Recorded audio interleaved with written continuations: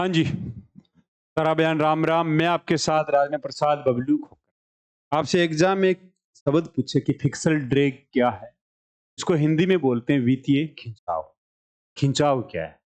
देखो, इसका एक उदाहरण देखते हैं पहले, उसके बाद में इसको समझेंगे कि फिक्सल ड्रैग क्या है।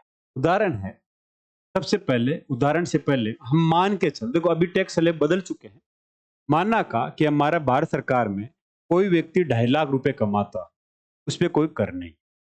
2.5 लाख से 5 लाख के रुपए के बीच में कमा रहा है, उस पर 5%। कितना? 5% कर देना होगा उसको अपनी इनकम। 5 लाख से 10 लाख के रुपए पैसे कमा रहा है, कितने पैसे देने हैं? 30% टैक्स देना।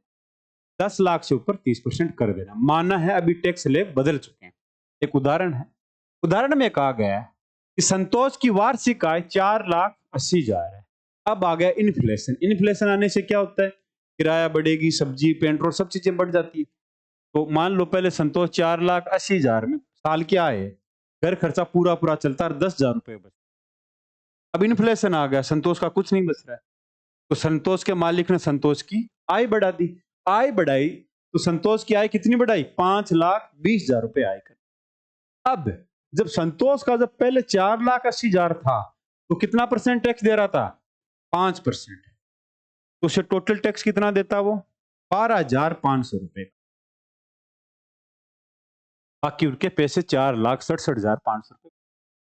अब भाई इन्फ्लेशन आया तो उसकी आय बढ़ गई, लेकिन बच तो कुछ नहीं रहा, पहले भी कुछ नहीं बच रहा था, ये बराबर ही है पैसा। उसकी आय बढ़ी तो अब सरकार ने क्या किया? इनकम टैक्स का स्लैब नहीं, इस बार बदल दिया ना भारत सरकार ने।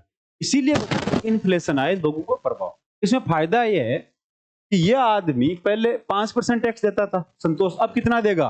20%। फायदा किसको है? भारत सरकार को, टैक्स से पैसा कमाएगा। लेकिन महंगाई, फिर मार्केट में हालत खराब हो जाएगी, लोगों के पास पैसा ही नहीं रहेगा। तो संतोष के पास क्या हुआ? महंगाई की वजह से उसकी आय बढ़ी, लेकिन टैक्स स्लैब नहीं बढ़ा, तो वो 20% के टैक्स में आ गया। पहले वो 1,250 रुपए टैक्स देता था, अब कितना दे रहा है? सॉरी, 12,500 रुपए टैक्स देता था, अब कितना टैक्स दे रहा है? 24,000 रुपए टैक्स। डबल टैक्स दे रहा है लगभग, है। और उसकी आय कितनी बड़ी थी? केवल 40,000 रुपए।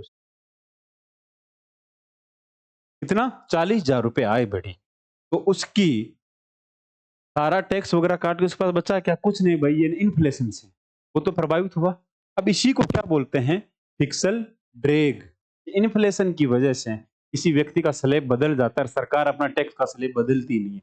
लेकिन याद रखना, भारत सरकार ने बदल दिया है, भारत सरकार बदलती रहती है हर साल। देखो अभी का क्या टैक्स स्लैब, अभी बजट में 4 लाख तक आपको कोई कर नहीं देना। 4 लाख से 8 लाख के बीच में आए तो आपको कितना परसेंट कर देना है? 5% कर देना है। कितना देना है?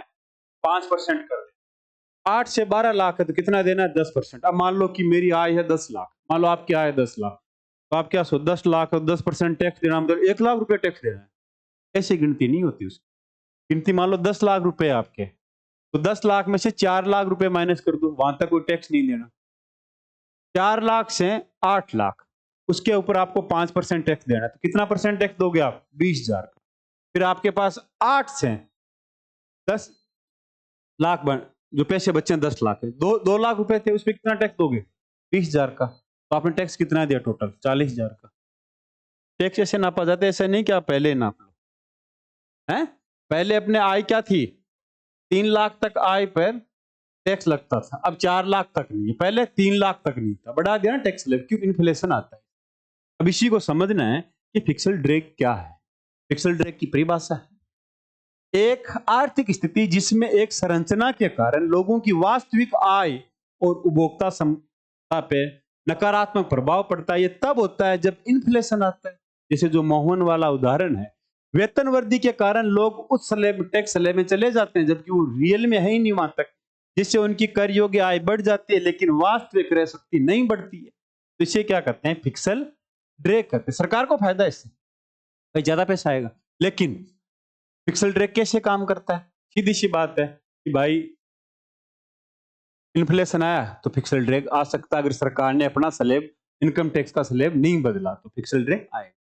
अधिक कर देता, बढ़ते हुए वेतन के बावजूद कर भुगतान बढ़ जाता है, जिससे उसके पास खर्च करने के लिए नेट इनकम शुद्ध आय बहुत कम बचती है। खपत पर प्रभाव, अगर लोगों के पास जब पैसा ही नहीं बचेगा तो लोग क्या खर्च करेंगे? वो लोग खर्च नहीं करेंगे तो अर्थव्यवस्था में क्या आ जाएगा? स्लो डाउन आ जाएगा। अब आपको यूपीएससी बोले फिक्सल ड्रैग इकोनॉमी को स्लो डाउन की तरफ ले जाती है। अगर सरकार स्लैब नहीं बदले फायदा है, पैसा इकोनॉमी स्लो डाउन की तरफ चली क्या? इकोनॉमी पे प्रभाव पड़ेगा। फिक्सल ड्रैग के बचने के उपाय सरकार को क्या करना चाहिए? कर स्लैब में संशोधन करना चाहिए, प्रोग्रेसिव टैक्स सिस्टम लगाना चाहिए। ऐसा नहीं कि भाई छोटों पे जो हमारा टैक्स सिस्टम है, जो टैक्स स्लैब है उसके अनुसार लगाना चाहिए टैक्स। बचने के उपाय है।